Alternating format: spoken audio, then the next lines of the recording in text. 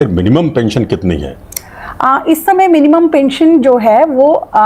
1,000 रुपये है। विनोचा जी का are PSU employees who contributed on higher wages towards company contribution are eligible for higher pension or not? नमस्कार EPS 95 पेंशनदार को आपका स्वागत है हमारे यूट्यूब चैनल टेक्निकल मोदी 2.0 में।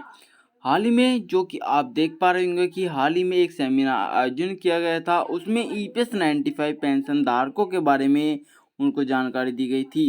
और उन्होंने हायर पेंशन को लेकर भी जवाब दिया और उसके बारे में जानकारी दी। सुप्रीम कोर्ट का क्या निर्णय था और किस हिसाब से सुप्रीम कोर्ट ने पेंशन बढ़ोतरी और कई अन्य बातों को बताया और ईपीएस 95 पेंशन धारकों को मिनिमम पेंशन और हायर पेंशन कितनी मिल रही है और किस प्रकार से वे अधिक पेंशन का लाभ भी उठा पाएंगे, इसके बारे में जो कि जानकारी इस वीडियो के माध्यम से आपको पूरी मिलने वाली है। यदि आप चैनल पर नए हैं, चैनल को सब्सक्राइब कर दे और बेल आइकन को ऑल पे प्रेस कर दे। चलिए बढ़ते हैं अपनी बड़ी खबर की तरफ। सभी को जैसे पता है कि सुप्रीम कोर्ट ने एक निर्णय दिया था, जिस निर्णय के कारण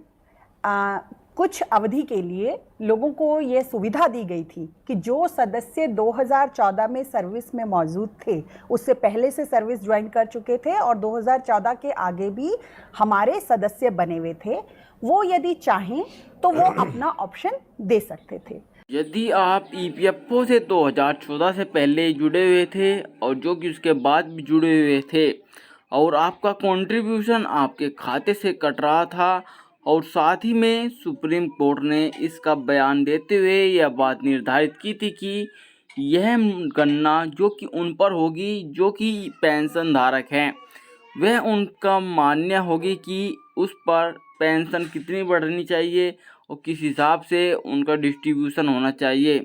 और वह ऑप्शन लेना चाहते हैं या नहीं लेना चाहते हैं, वह उन पेंशन धारकों पर निर्भर कर रही थी। और क्या कहा है सुप्रीम कोर्ट ने, इसके बारे में आपको और जानकारी देते हैं। तो हमें ये देखना पड़ता है, जैसा आपने कहा पीएसयू के एम्प्लॉय हैं, तो कई पीएसयू जो हैं उनके अपने ट्रस्ट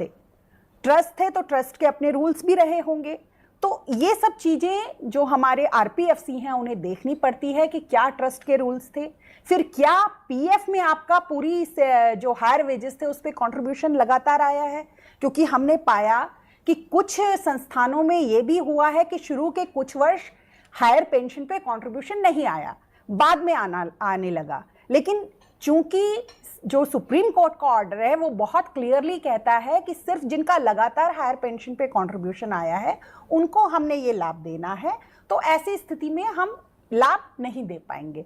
जैसे कि आपने जाना कि लगातार कंट्रीब्यूशन आ रहा है, तो सुप्रीम कोर्ट के आदेश के अनुसार उनको इसके लाभ मिल पाएगा, यानी कि वे इसके लिए पात्र माने जाएंगे। यदि आपका कंट्रीब्यूशन पहले आ रहा था, बीच में रुक गया, फिर आ रहा है, फिर रुक गया, यानी कि फिर से शुरू हुआ है और फिर बंद हो चुका है, तो इसमें सुप्रीम कोर्ट के अनुसार आपको पेंशन का लाभ या किसी अन्य चीज़ का लाभ नहीं मिल पाएगा और आप कंट्रीब्यूशन का आज जो कि पैसा है वो आपको डीए के रूप में आपके खाते के फिर से आप प्राप्त कर सकते हैं। और साथ ही में सुप्रीम कोर्ट ने इस बात को क्लियरली कहा था कि ईपीएस 95 पेंशन धारक या कई अन्य पेंशन धारकों के बारे में भी जानकारी दी थी, जो कि विधवा पेंशन धारक, विकलांग पेंशन धारक, वृद्ध पेंशन धारक, बाल पेंशन धारक, जो कि ईपीएस 95 पेंशन धारक के थ्रू ही जिस तरीके से कार्य करते हैं उसी तरीके से वे भी कार्य करते हैं। बस फ़र्क ये है कि इनको डिस्ट्रीब्यूशन करना पड़ता है, कंट्रीब्यूशन करना पड़ता है और उनको करना नहीं पड़ता। और साथ ही में सुप्रीम कोर्ट ने इस पर पात्रता रखी थी कि इसके लिए पात्र हैं और उसकी जो कि बैकग्राउंड भी निम्न होना चाहिए और इसका लाभ तभी आपको मिल पाएगा। और इस पर कई अन्य और जानकारी आपको देनी बाकी है और मिलते हैं कोई नई ऐसी और बड़ी ताज़ी खबर के साथ। तब तक के लिए जय हिंद, जय भारत।